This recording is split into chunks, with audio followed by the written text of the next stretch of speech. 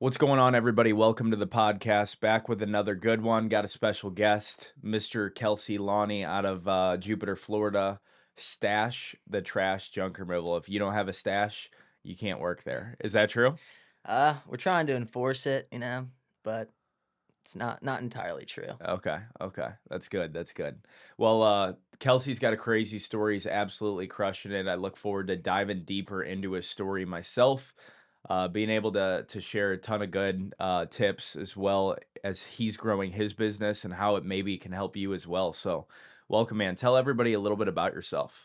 Yeah, so I grew up in southeastern Pennsylvania, and I'll skip through a lot of this stuff, but played baseball my entire life. I grew up with my grandparents, so I had a very independent upbringing where I learned a lot of the skills and tools that I didn't realize I was learning at the time that ended up helping me turn into who I am today. When I was younger, and when I went to college, I played baseball in school. COVID year shut everything down. I dropped out of school and started doing door-to-door sales. So, prior to that, I was already working a sales position with Cutco Knives. Shout out Cutco Knives. Where That's door to door as well, right? no, so that's all referral sales. So you're basically like pulling your own network of people, meeting with those people, getting referrals from them, calling those referrals, booking appointments with them, and then you're going like into the kitchen and literally selling knives to That's them. so interesting. I feel like that model is like pretty big. Like you Yeah, wouldn't think it's as big as it is. And I hear of like I feel like a lot of people are coming out selling knives as one it's of their first positions. I thought it was door to door though. I used to be, but Okay. it's unbelievable. I recommend it to anybody that wants to either get into sales or just get out of their comfort zone. I met my future business partner through that. I met my business partner now. I Some of my favorite people that I know I've met through that, whether they were like in my area or across the country. I mean, it's a nationwide company. So I ended up finishing number 7 in the country in sales. I sold over 100,000 worth of the product over 2 summers, but that was about 5 months. I did like 3 months the first summer, 2 months the next, and then fast forward to we started doing door to door sales, actually selling water treatment systems. And through door-to-door sales, if you've ever done it and you ever done it down south, it's hot. It's difficult. You're sweating. It's one of the hardest things that you'll do like on your mind. We made some good money, but we ended up deciding, like me and my future business partner, while we were with that company, to decide to start a real estate investment company where we were wholesaling real estate primarily. So we started doing wholesale real estate, found some success very quickly. First deal was a $45,000 deal that we got off a Gotta love it. ringless voicemail. We just kept pushing with that. November 2021, we closed a $110,000 deal, which was our biggest one. We entered into the six figures on one deal club. Um, but we continue to fast forward. I had not a fallout, but I bought the business partner out of the company. He went and did something else, and I found myself earlier this year, actually 2023, with another partnership in real estate wholesaling, and didn't really work out. We just weren't aligned on the same path. We didn't want the same things, and I was at another point in my real estate investment career, business career, where I had to determine, do I want to start over again for the third time? The first time was when the business partner had basically left. I bought him out. Another time was when our COO had left, which was like 7 months later. And now this would be the third time, right? And for a while, I had wanted to get into a service-based or product-based business, something with quicker cash flow, something that could, put money into the bank account a little bit more consistently than you get with real estate. Just because, like I said, we closed a $110,000 deal, but if I look back through all of our numbers, that's probably the only deal that we closed that month, right? There's some months where you Yeah, it could close have been 3 five. months. Yeah, there's some months you close 5, some months you close 1, some months you close 2. So they don't tell you that when they're, preaching about real estate and wholesaling. It's all about the numbers and about how much money you can make and how you can make 50,000. And if you look at our 12-month figures on 2021, we did $50,000 a month. But if you actually break down the months, there's some months where we did 10, some months where we did 90, some months where we did 80. And for somebody like myself, I mean, I'm not saying that that's not a good model, and I'm not saying that doesn't work. It totally works. I just wasn't sure if it was for me anymore. And especially with the swing in the market that we're seeing with real estate, and we've continued to see, I saw a lot of people leaving the industry. That was an opportunity, and I was like, a lot of people are leaving. This could be an opportunity to grab market share. But I wanted to move back to Florida. I was living in Houston at the time, and I saw a good opportunity actually when I found your Instagram. And I was looking at like starting a water treatment system company. I was looking at starting a solar company. I was looking at staying in real estate. But when I saw junk removal specifically, like a little light bulb in my head went off, and I was like, man, I know that there's more to this. There's something about it that makes so much sense. And I don't even know what I'm doing. I've got no blue collar background. I don't know how this really works. I imagine it's picking up junk and throwing it away and whatnot. But I just got infatuated by it, and very quickly went from, hey, I think I'm gonna do this, to I'm gonna do this. That's like a 24-hour time span for me. Moved to Florida. I ended up working with the Junk Academy like immediately, before I had an LLC, before I had anything. And within 2-3 weeks, we did our first job, and we've scaled up to over $40,000 a month, which is great. Let's go, man. You're crushing it. I love to see it. Yeah. So let's dive deep into the water treatment. What is the water treatment? Is that like to remove that? I can't think of what they call it. The water, um, whatever. What is a water treatment Yeah. system? So water in Texas and Florida, believe it or not, it's very hard. So it has like a lot of particles in the water. You have soft water and hard water, right? Like water softeners. So we were selling a reverse osmosis system, which went on your sink, and it was like a little spout that you would use for drinking water, right? And this completely cleared out like all the chemicals that they treat the water with at the treatment plants. It removed like the hard particles that are in your water as well, so that you had purified drinking water. And then the other part of it was like a softener filtration system on the entire house. Um, I will say this makes a massive difference. If you have like dry hair, dry skin, a lot of times the water is very hard, and it's treated with a lot of chemicals. So, it would basically soften the water, right? So this system's a $7,000 to $8,000 package, financed, right? So people were financing those systems, and going from knives to this $8,000 package, right? That was a big jump, right? These knives are like $1,000. A single knife is like $100. That's still pretty It was expensive. a high package, but like Mhm. that was jumping into an even higher package, right? And for us though, when we were doing it, we didn't even we were surrounded by a lot of wealth, we were surrounded by a lot of success, we were surrounded by exciting things happening, sales, people closing deals, the culture was awesome, that we didn't even really like, I didn't even process that, like, oh, $7,000, that's for like a normal family to get a system. It's a decent It's a amount good of amount of money, money. but I Yeah. also believed that it was for a good reason, right? Like our bodies are made of primarily water, and what we're drinking and what we're literally soaking into our skin, it's pretty important, right? So, what did that look like every single day when you were going to sell these? Like, were these cold leads? Were you just knocking Yeah. on anybody's door, or did they, fill something out? How did Yeah. that look? So, I mean, I would show, I lived in like the office. Basically, it was a pretty big spot, and we would have first it would be like a leadership meeting for an hour. Then we'd have a sales meeting from like 9 to 11, 2 hours, full team, hands on training every single day. And then from like 11 to 12, we traveled to what we called turf. Turf is just like the area that you're hitting for the day. Houston, Texas. If you've never been there, it's massive. I mean, it could take you an hour to drive from one side of Houston, no traffic, to the other.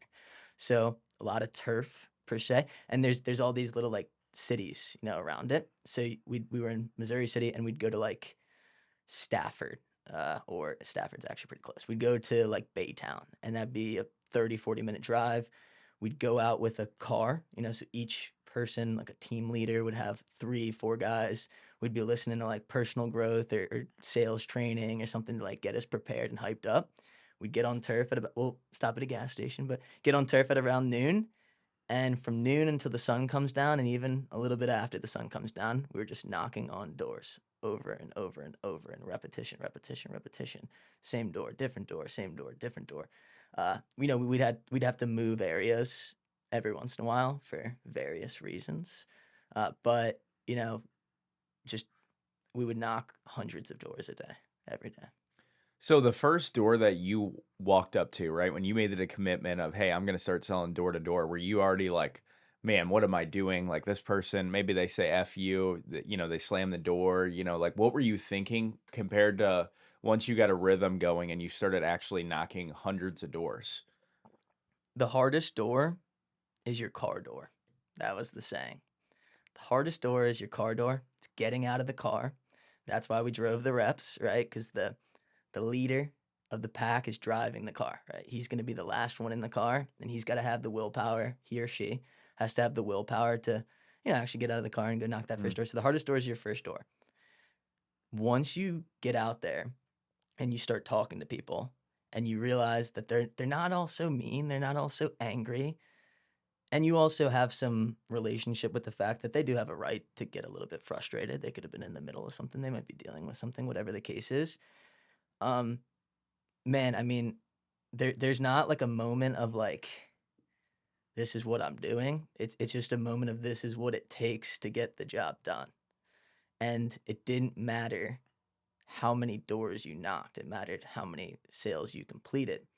But at the end of the day, it's all about inputs, right? So you could go out there and get a sale on your first door or your 5th door or your 10th door, or it could take you 100 doors, or it could take you 200 doors. It was all a matter of inputs. And, I, at this point, probably won't go back to door. I love it. I would advocate people to do it.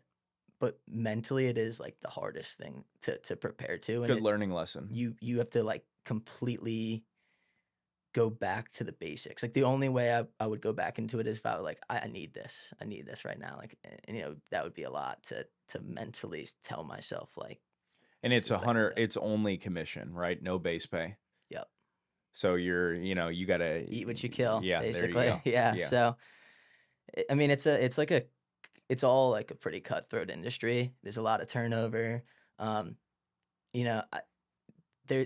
think it's one of those things everybody should try.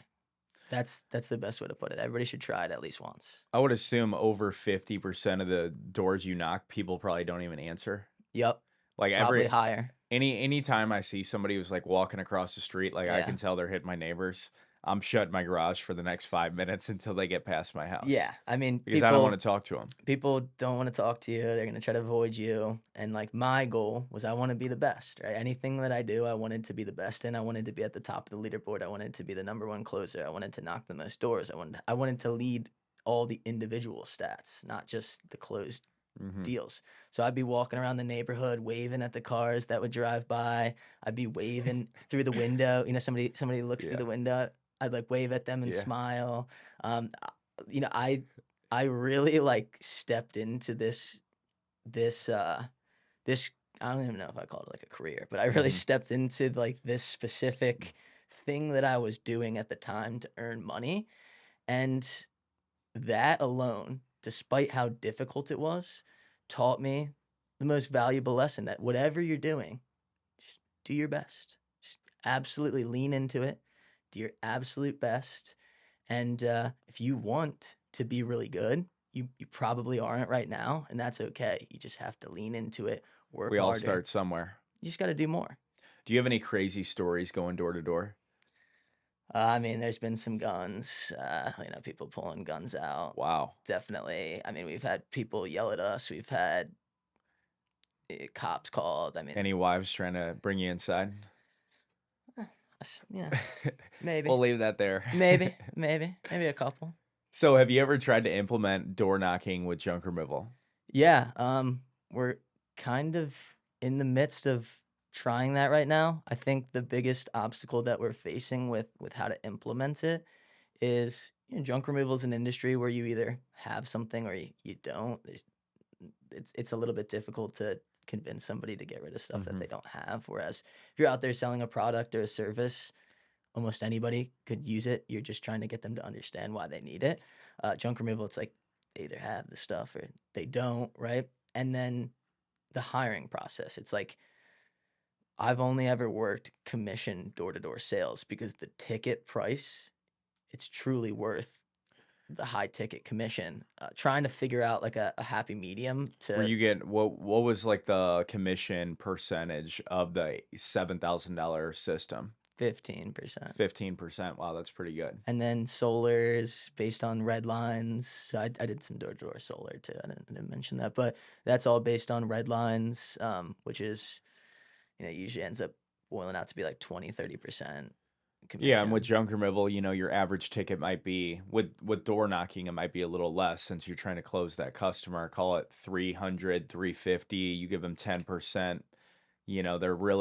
They have to land a lot of deals in order to make a good amount of money. And they're probably comparing it to, okay, well, I could door knock for junk removal, or I could door knock for solar, or, yeah, I could see how that's tough. Yeah, I think that there's industries out there that when you have a high ticket sale like solar, right, you're looking at $40,000-$50,000 loans. Like you might not close as many. Like you might close two or a week or something, or one a week, and you're gonna make a significant bulk of money.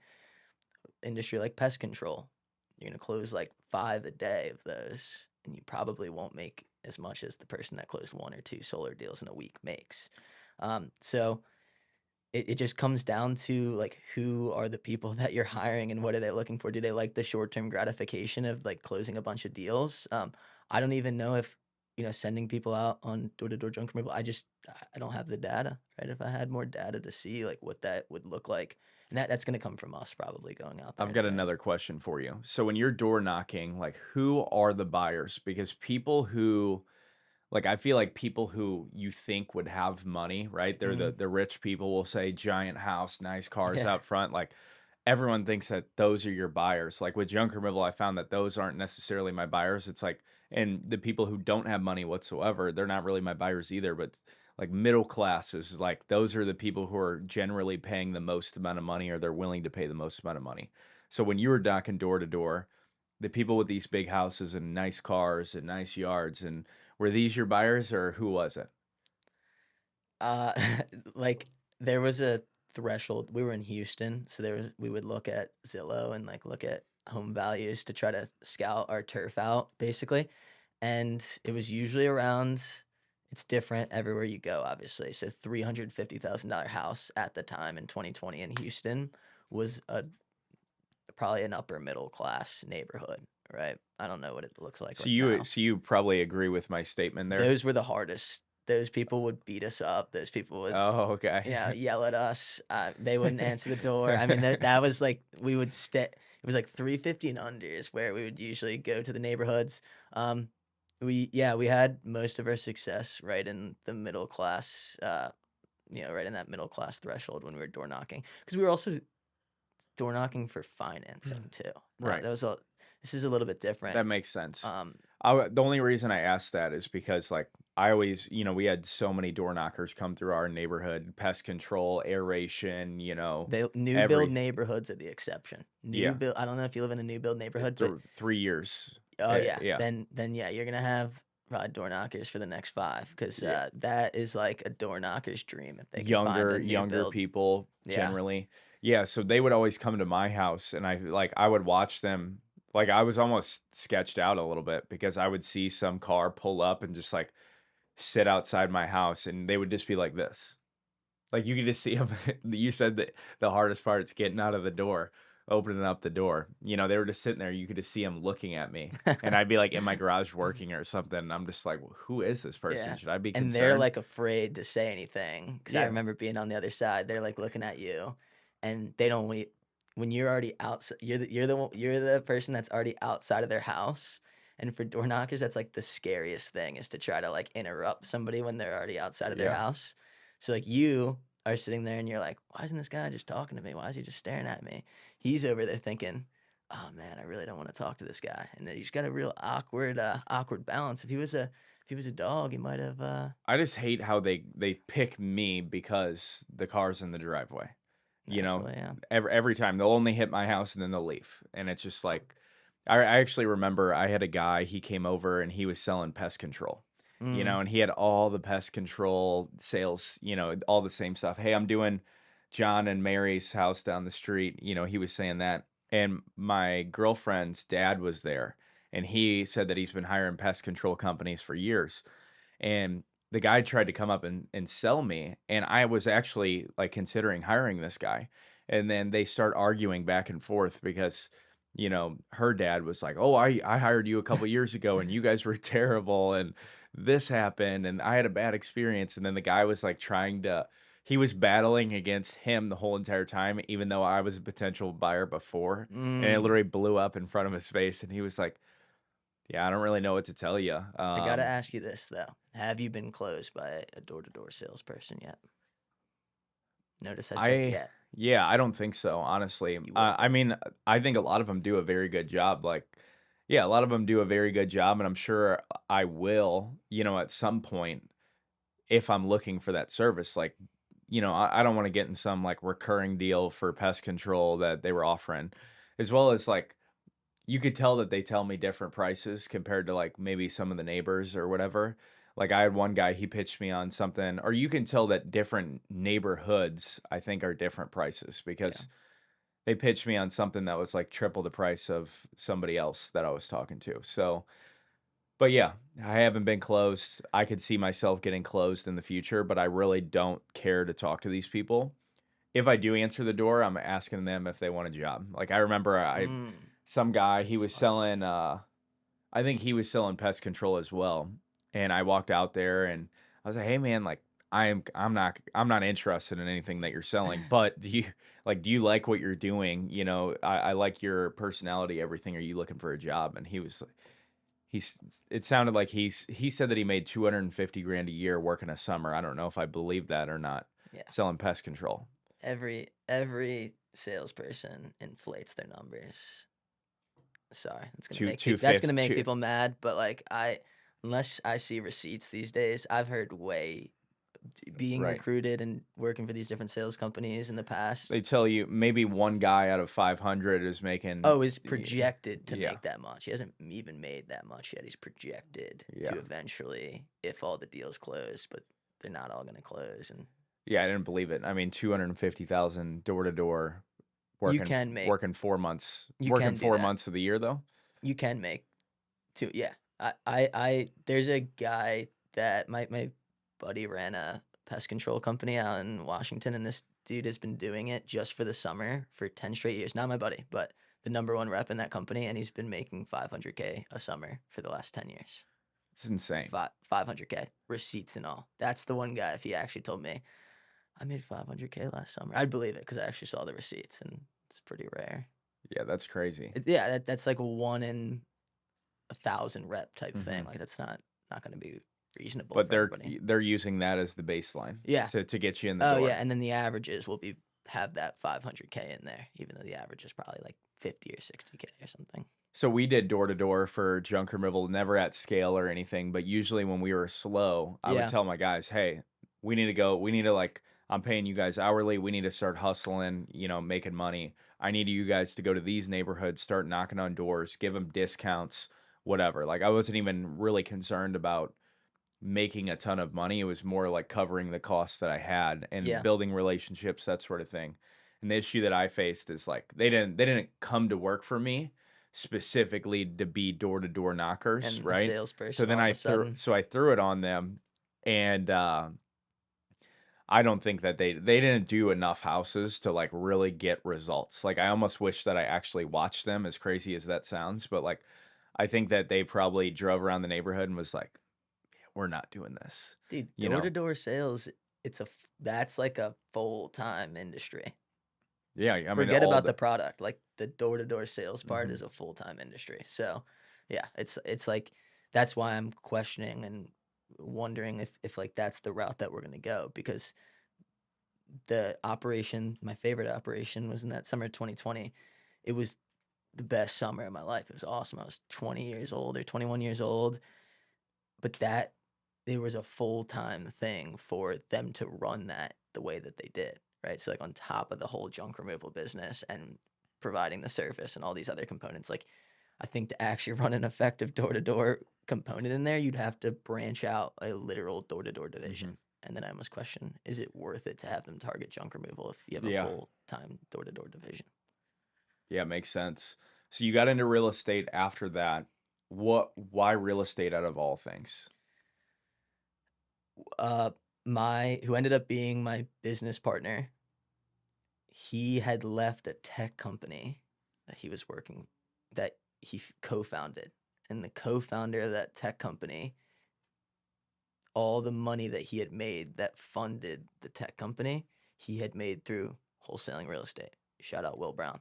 So if he's on Bigger Pockets, I think it was like 2017 or 2018, he made like 800 grand in a year wholesaling real estate, and this was before like the big wholesale real estate pop. And we had this insider information and somebody who could give us a leg up in how this stuff all works because he actually did it. And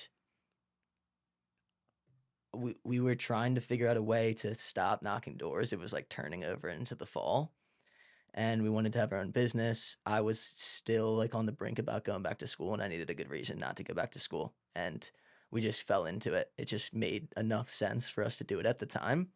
And Will gave us some guidance. He sent us over some paperwork and things that he used and some data, and trial and error, trial and error, trial and error. In 30 days, I think this was the cool thing. This doesn't happen for everybody, but 30 days from our inception, August 26, 2020, we signed the first contract.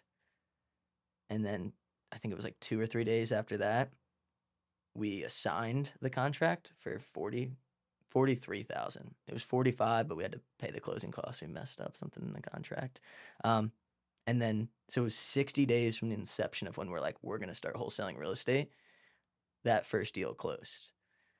And we needed that. You're We probably needed asking that. yourself, why was I doing door knocking for so long? I could have been doing this the whole time. I mean, for the 59 days prior to the first deal closing, I was like, did I make the right choice? I was sitting there like, this was the first time I'd only ever worked for sales companies and gotten checks for selling stuff and being good at selling stuff. This was the first time I'm like putting my own money in. I'm forking my own money up for data and leads and marketing and the costs of running a business. Though it was a small scale operation, we were running marketing to generate our leads early on. We were cutting the learning curve. Most people just go for no cost lead generation systems like door knocking, driving for dollars. In real estate, we were like, no, no, no, no, no. We're gonna spend money out the gates, and we're gonna try to do is put our all into this. And that 59-day period, like even though we had the contract, that first contract, every headache you could imagine came up. There were so many moments in the 30 days in between when we assigned it and when we closed it that we were like, oh my gosh, this isn't going to close anymore. The deal's dead. We were freaking out. And then when that closed, we're like, that's when we felt that. That's when we felt where we're like, we're on top of the world. We could Right. just keep doing this over and over again, and we'll never fail. So it seems like you've mentioned partners, right? Multiple different partners.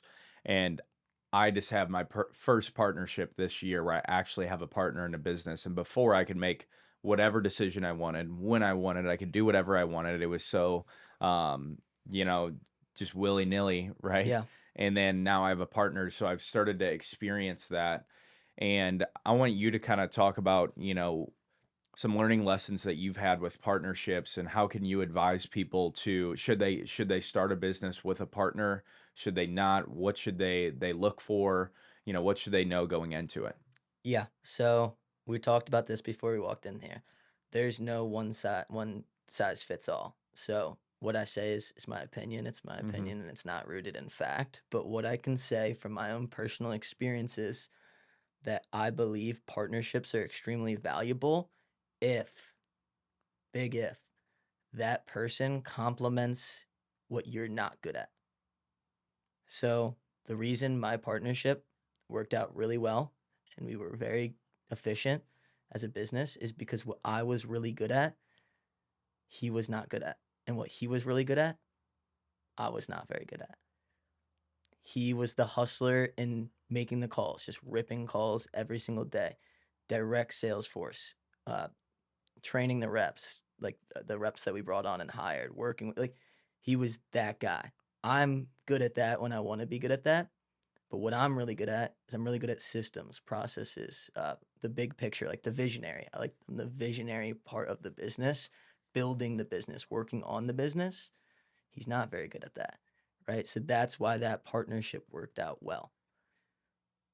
If you're in a partnership with somebody who's super similar in skill sets, it's not like when you're kids, when you're 12 years old and you and your best friend are like, let's start this business. And you go 50-50 on it. We're grown-ups now, right? So it's a different way of looking at it. When you break out equity and you look at a partnership, there's three big components. It's time, like how much time is the person providing? There's the cash, like are they bringing money to the table? And then there's skill set, like are they bringing skill set to the table? And I don't really think that there's a 50-50 partnership. Those are three components that I just gave you. Mm-hmm. It's probably not a good idea to start a 50-50 partnership with anybody. But if you can look at those three components and you can make it make sense with the person that you're working with, you don't have to be super similar people to do a partnership. I actually think you need to get along in some capacity, and this is just from my own experience, like the partnerships that I had that didn't work out that I mentioned, my first partnership worked out. He just wanted to start something else. The next bigger partnership that I had didn't last very long. And the reason that it didn't work out was because of those components that I just talked about right there. Like we were both good at the same things. It was actually like a 3-person partnership. And me and the one other person were both really good at the same things. And it just, I didn't see like the ability to continue at that capacity, because then I was going to be working on things that I wasn't really good at and I didn't like to do. And there's some, I think there's some valor to that. You should, as a business owner, still understand all the other components of your business. But I didn't see the long-term future if like I was going to be heading that part of the business. There's other people out there that should be doing this, not me. Does that make sense? Yeah, I actually love the way that you actually broke that down as well. What would you say are some strengths that you have that you know that you have, and what are some weaknesses that you know that you have as well? Yeah, you always start with the strengths because those feeds your ego. And then, Yeah. if you're asking somebody like you want some advice from somebody, you go, "What am I good at?" And they can answer that easily. And then you go, "What am I not so good at?" So you like soften them up. So I'll start with my strengths. I am very meticulous. I do things right, and my values are very rooted in being impeccable to my word. Like I keep my word on just about everything. I'm 100% all in. And then I I love businesses. The product, the service, it's all interchangeable to me. I can buy, like, as long as I can buy into it and make it make sense logically, I can work with that. I love, it's like a engine of a car. I'm not a mechanic, I'm not very blue collar, but I love creating the systems and the processes and the structures and the scalability and making the big decisions. I self-proclaim that there is nobody better at solving problems than me.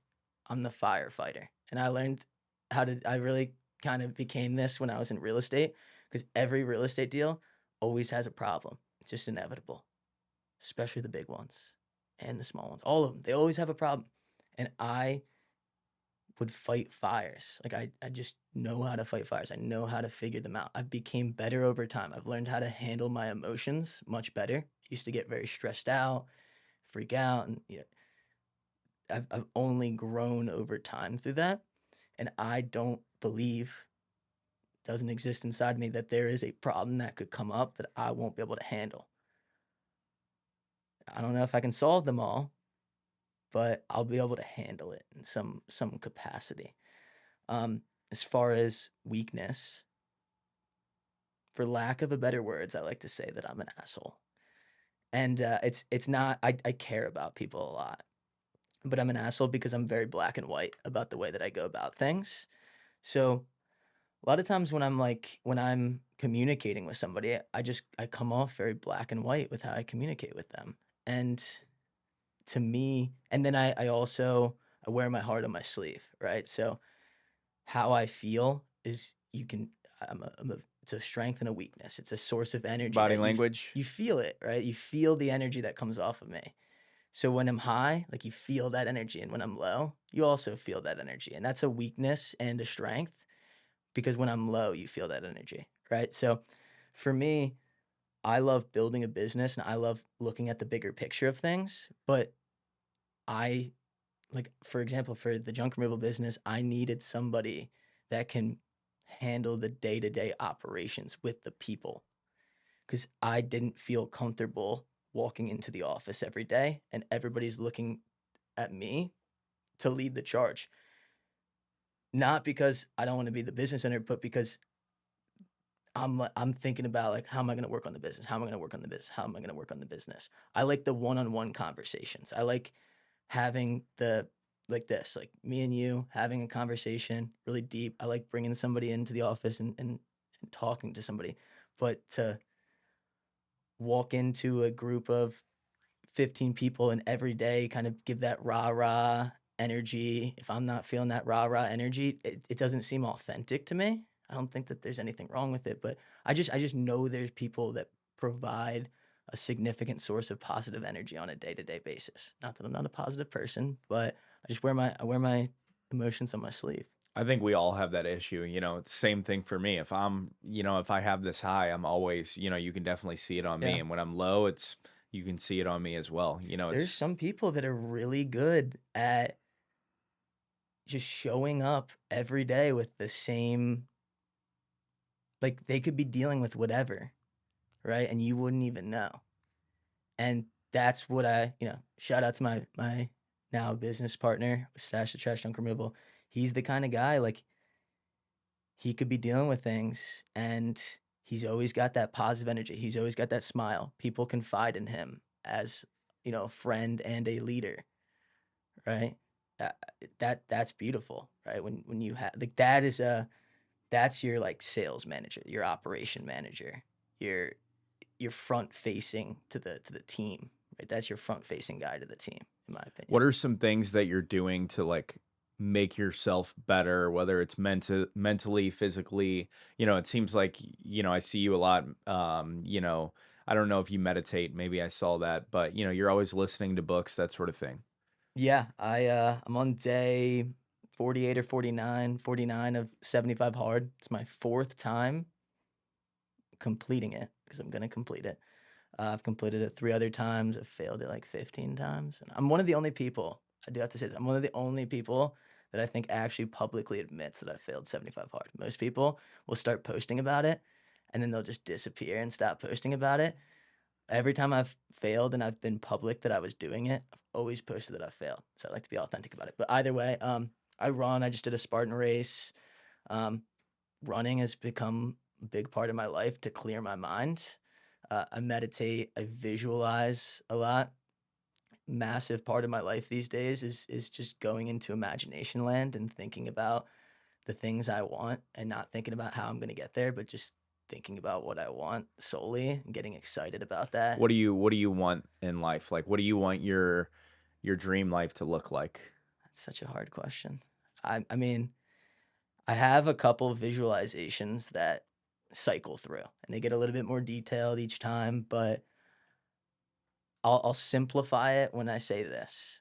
I repeat to myself in my head when I'm in the sauna at the gym or when I'm doing a meditation or visualization, I am financially independent, debt free, happy, and healthy. Because at any moment, I have a decision on whether that's true. It's something I can always be working towards. And to me, it encompasses all the things that are important to me financially, physically, spiritually, socially, emotionally. Um, I can say right now, like, I am financially independent, debt-free, happy, and healthy. And I can continue when I think about it like that to work towards that basically every single day. So my goals are rooted in those 4 tenets. I was just talking about that podcast that I was watching before we were on here, and they were talked about like happiness levels, and like every 6 months they go through and like scale, they have a scale of 1 to 10 of how happy they actually are, and they constantly do that every single 6 months to see what they need to adjust. And I was like, man, I need to start doing that, because everyone thinks that money, is going to solve all their problems. And like the most money I've ever made sometimes like is almost been the most unhappy I've ever been, right? Like look back when you had like no worries ever, like you had no responsibilities. I have a lot of responsibilities right now Yeah. as a father, a boyfriend, got a house, got a business, got all these other stuff. Like I look back when I was in school and I had nothing to worry about whatsoever. It's not really all about money. It's about No. being happy and like wanting to do like looking forward to your day. And I feel like there's been so many times, not necessarily now, but like in the past where my favorite part of the day is going to bed. Like as crazy as that Mm. sounds. No, And then I know exactly how that feels. so I know exactly what you mean.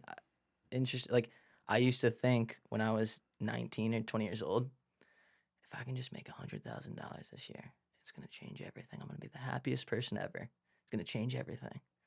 Then I made $100,000, and it actually things just started to get more complicated as I made this money. Your the expenses more grew money, the with more it. problems. Yeah. Yeah, I when we closed that $100,000 deal, I remember sitting there thinking before, I'm like, oh man, when this deal just closes, it's gonna change everything. It's gonna change everything. And then the deal closes, and I was just like, what now? What now? It was almost I almost had a feeling of like a wave of depression hit when that deal hit because I was so emotionally attached, which is something that you shouldn't do, but we can get to that another time. I was so emotionally attached to the result of that and how it was going to make me feel that when it happened, I didn't feel it. I didn't feel it, and it was like I definitely had like a moment of started to question my goals and the things that I was doing. But yeah, I really realized I was emotionally attached to the wrong things, like money, and thinking that money is gonna solve everything.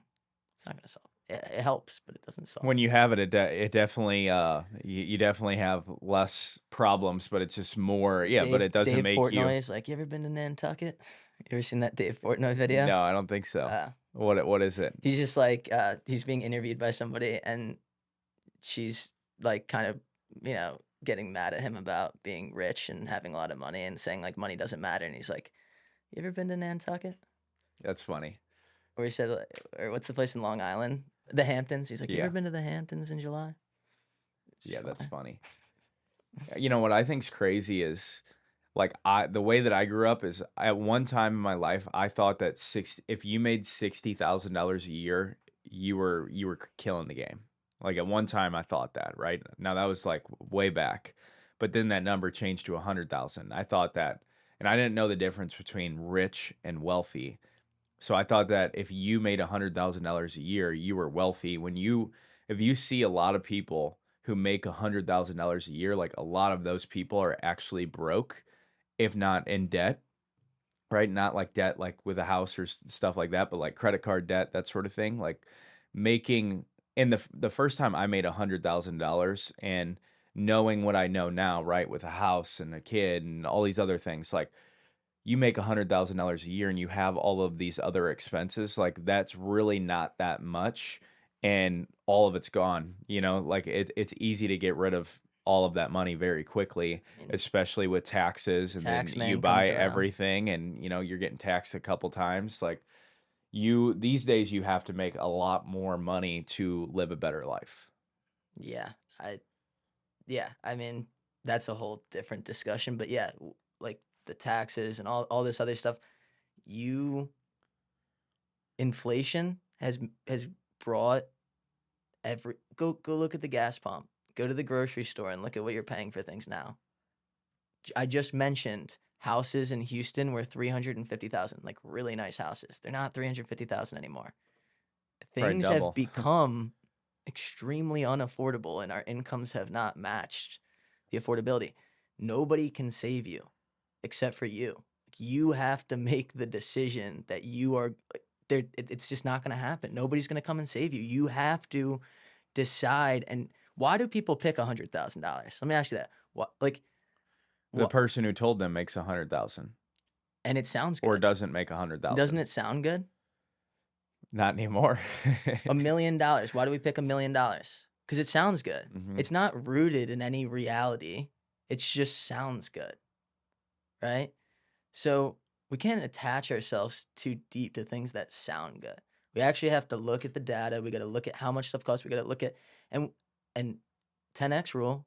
We should be striving for whatever we want. We should be striving at significantly higher levels Mhm. for what we think we want. Right. Yeah, it's crazy, man. Yeah, I remember again, like when I first started, my goal was 100,000. Yeah. Did it my first year in business, and then it just grows and grows and grows, and it never stops.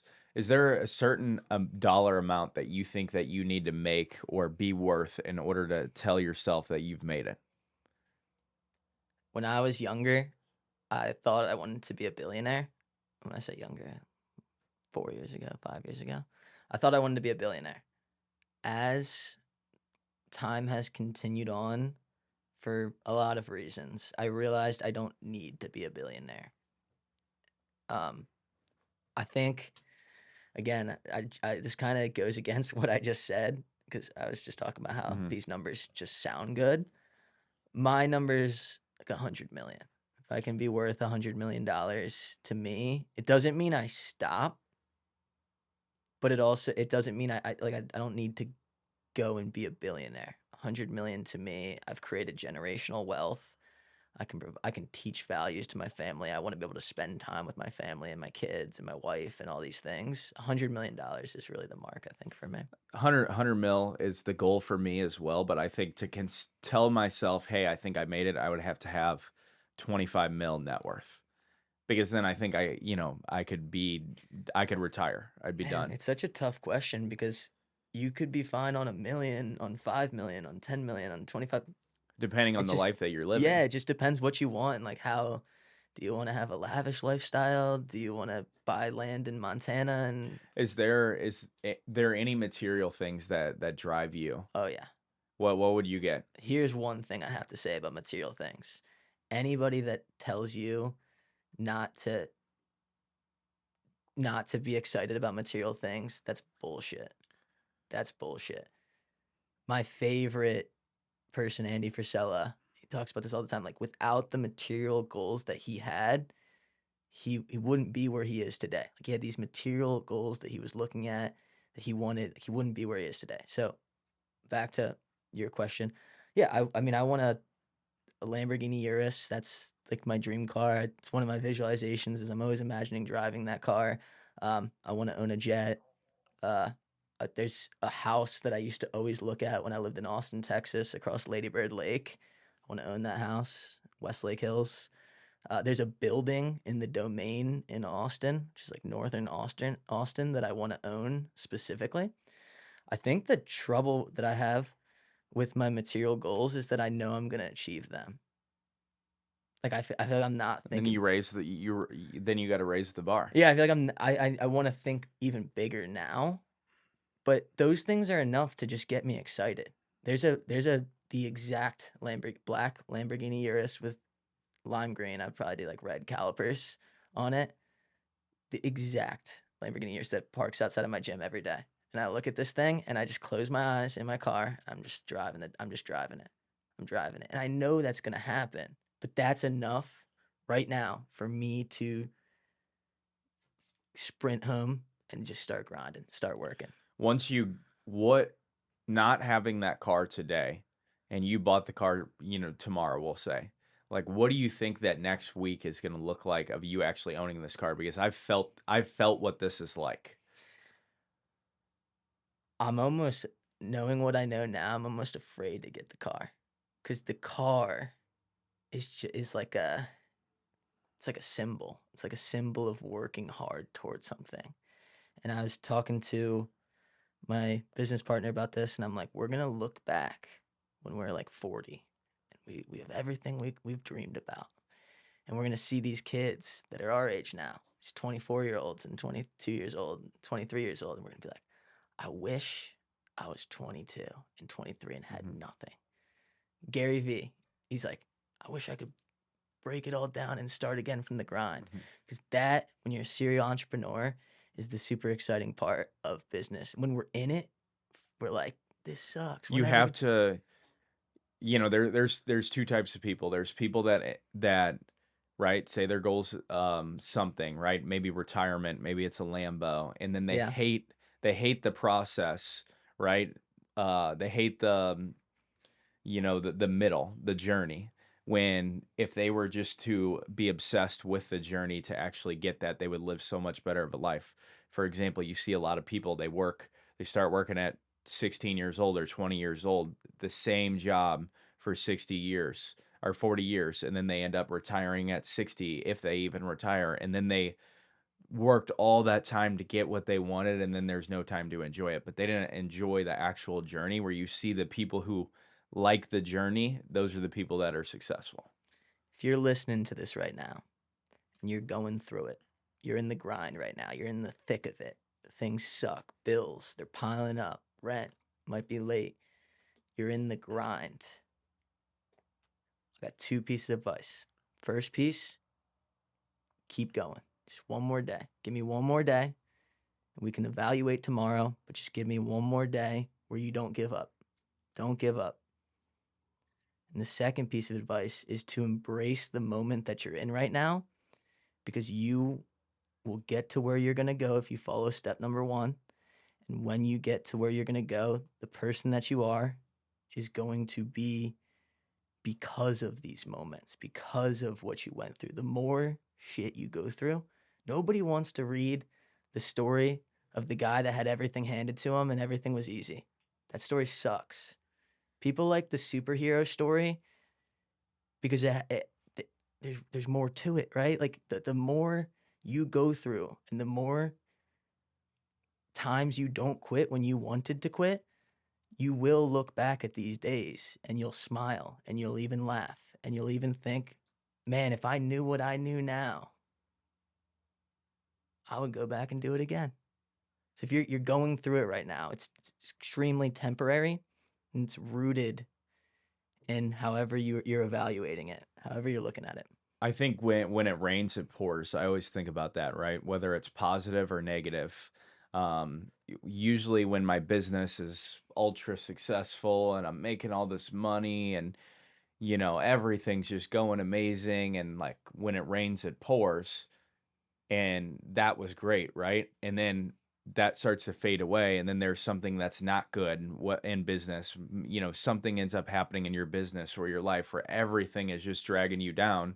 And then on top of that, there's 100 other things. There's like, I've never really found a good mix of good, bad, good, bad. It's always really good or it's really Yeah. bad, and then it's just like a constant journey of that over time. You used to, I mean, you still say it, obviously. You would say that all the time in the early stages when I was in the Junk Academy, and I preached that to the team all the time. Like we had a bit of a slower week last week, and then out of nowhere, like bam, Monday, just an influx of jobs and leads. It's And it's they were complaining last week that where's the jobs, where's the leads, where's this, where's that, and then Monday he calls me, he's like, did you increase the market? What happened? Did you what did you do there? The phone won't stop ringing. And I'm just like, hey, when it rains, it pours. Took that one out of Yeah, and in junk removal, it's tough too because like a lot of these jobs might take 15 minutes or 30 minutes, and you need an incredible amount of jobs to actually like create a big business, and you have to pump a good amount of money in ad spend to actually get the phone to ring. I remember even spending, 12,000 a month in ads. The amount of leads that I was actually getting was surprising. Like I thought it would be way more. I thought that would solve my problems, and it was like with increasing your budget dramatically, it's not you would think that the phone would be ringing all day long, but it wasn't like, again, when it rains, it pours. It was either ringing 30 times in a day or zero, and then it's all you're either slammed or you're not slammed. There's nothing in between whatsoever. One of the things I'm really focused on this month was last month. We were very focused in the number and the revenue. We were trying to hit. We actually went into the month just going for 30, and ended up hitting 42. Um, when we transitioned into this month, I basically made a statement and I said we are not going to worry about the revenue. I don't want to talk about it. I don't want to hear you guys talk about it. We'll talk about it behind closed doors if necessary, if we need to. I want you to really focus on the process and the inputs. Process and inputs. The numbers, the revenue, it will happen. But if we did $80,000 this month, it wouldn't change much in my life. If we did $20,000 this month, that would kind of suck, but it wouldn't change much in my life. What it's about is raising our floor, right? Having the processes and the systems in place to raise our floor. Your business isn't judged on your best month. Anybody can get lucky and grind and work really hard and burn themselves out and have a really big month. Your business is judged based on what does your month look like when everything goes wrong, and what's the floor? What's the absolute low? What's your baseline standard? How can we raise that floor? And the only way I see to raise the floor isn't by doing 80K this month. It's making it so that we have more trucks out on the road, so that we have more employees, so that we have cash reserves to pay for people when times get slow and we actually reach our full, when we have a floor month, might happen. We need to be prepared for those kinds of things. Yeah, your goal, we'll say, is revenue. The data and the process itself is the only thing that matters that's actually going to get you there.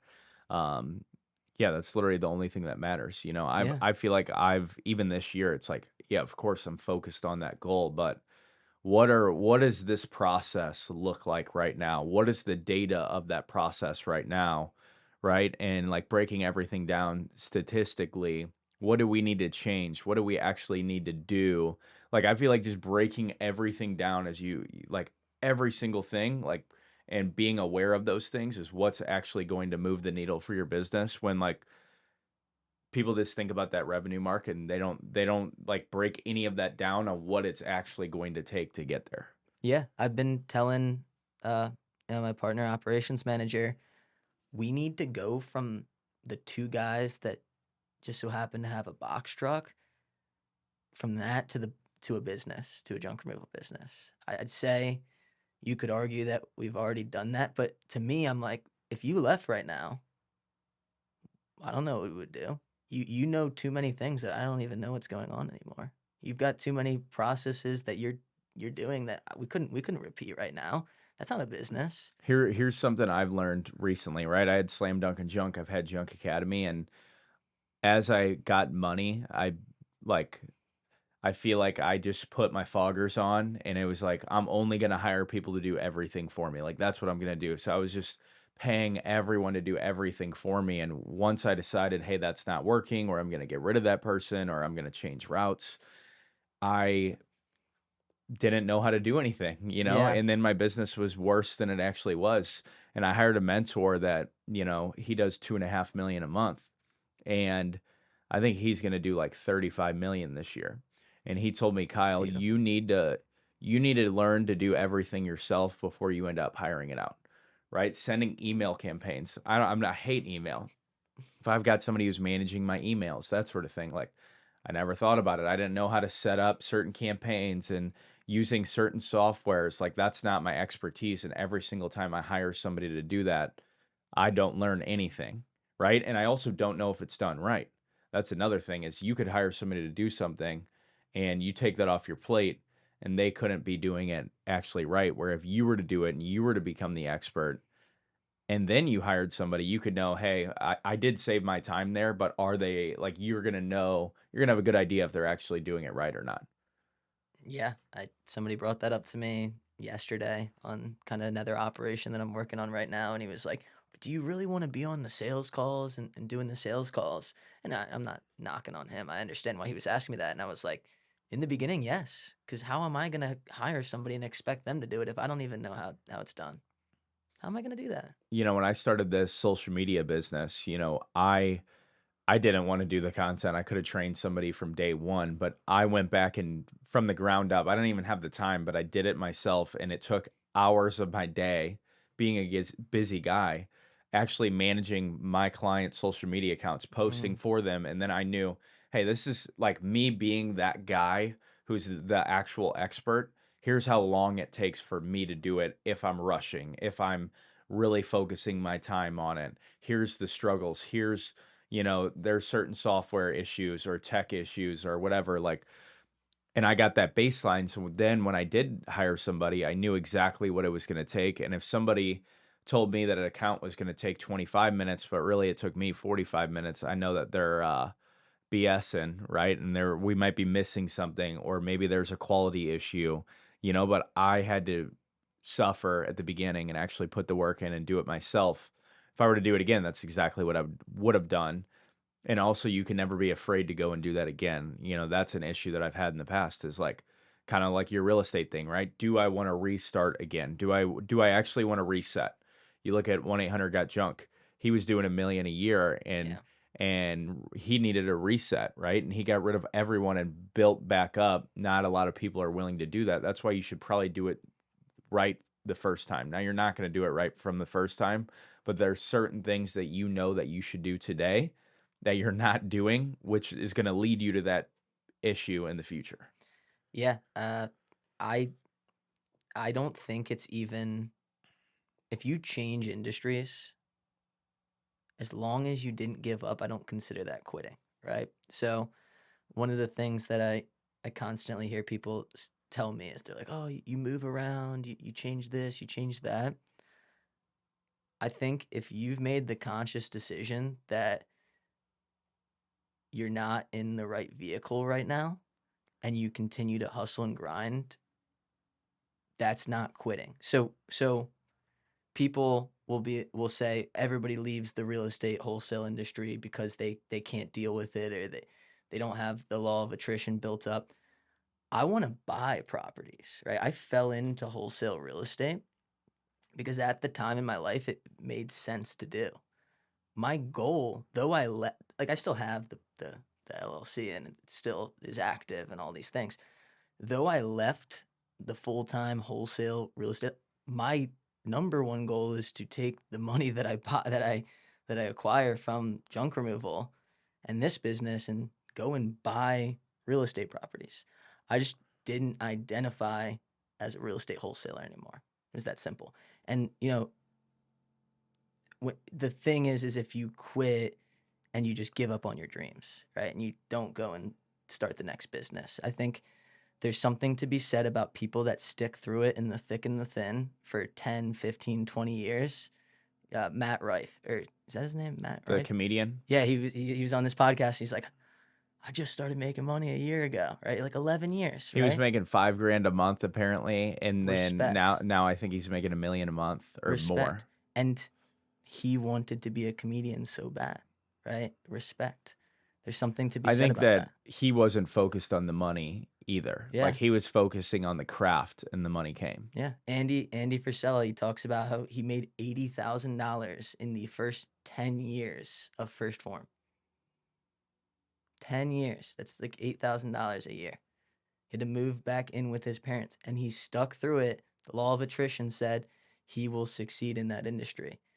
There's also something to be said about the people that just haven't found their spot yet, right? It doesn't mean that you're a failure because you've changed your industries.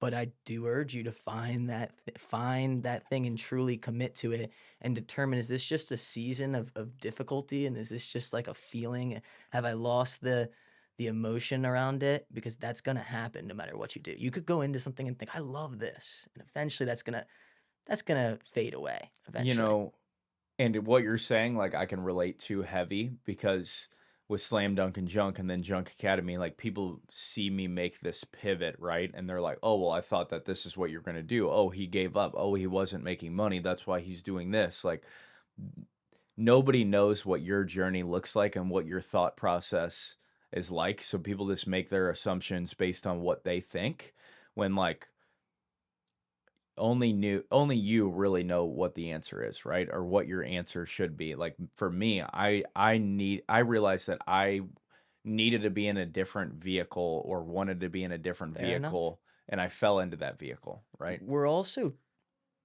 we're in our early 20s. You know, most of the people that we look up to didn't start actually making legitimate money until their 30s and even 40s. Like the people that were reading their books and that were we're following heavy in their journey. So when we make a pivot, we don't have to be so hard on ourselves. Right? I think we're very ingrained to be so hard on ourselves because that's what it's pushing, right? Like that's what the content out there is pushing. It's pushing. You need to stick with what you're doing, or you need to be doing this. You need to be doing that. You need to be whatever they're talking about, right? And we take those opinions and we view them as facts. But the real facts are that the people that we looked up to didn't even start making money until their 30s and their 40s. And we are in vehicles right now where we're very privileged to be able to make money in our 20s. 100%.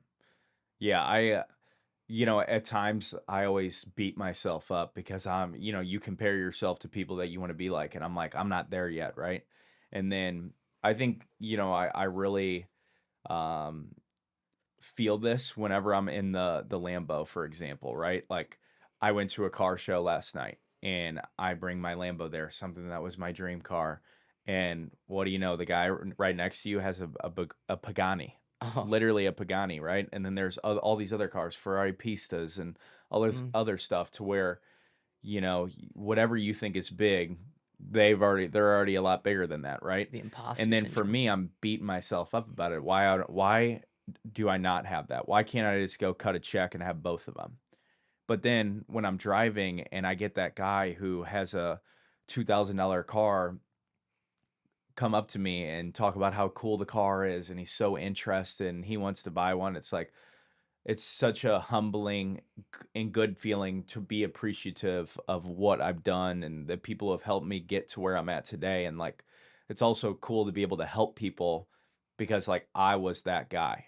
I was that guy with that car, right? And I didn't think that I could be here today whatsoever, but it was, I had to become a certain type of person to be where I'm at. And then now I have to become a certain type of person to be that guy in the Ferrari Pista or the Pagani, you know? Gary Vee says gratitude is the attitude that'll get you Mhm. latitude. So, and to touch on that too, imposter syndrome, right? Which is probably what you're feeling when you're sitting next to these guys in these way nicer cars. That's a good thing, right? People think That keeps you moving. that, yeah, they think, You're oh, the smallest person in the room. when I reach this point, I'll feel good. That imposter syndrome will go away. When the imposter syndrome goes away, that means that you became comfortable. You became comfortable where you are. You're not in big enough rooms. You're not surrounding yourself with successful enough people. That imposter syndrome keeps the flame on your ass to just continue to push forward, right? So that's like the best thing you probably could have done is go to this car show. I don't know if you expected that or I didn't. that's what you were planning, but you probably have a little bit of a fire under your ass Mhm. after that. Kelsey, man, I appreciate you coming on the podcast. Let everyone know where they can find you, where they can get a hold of you and check out your content. Yeah, the best place to find me right now is at Kelsey Launi on Instagram. I do write blog posts on medium.com that are mostly for free, where I go super in depth, 5 to 10 minute reads. Just a lot of information that I've learned over the years. But my Instagram is where I post most of my content, and any other forms of social media I'll post off of my Instagram. Let's go, man. I love it. Check him out. This guy's killing it. We'll see you guys on the next one.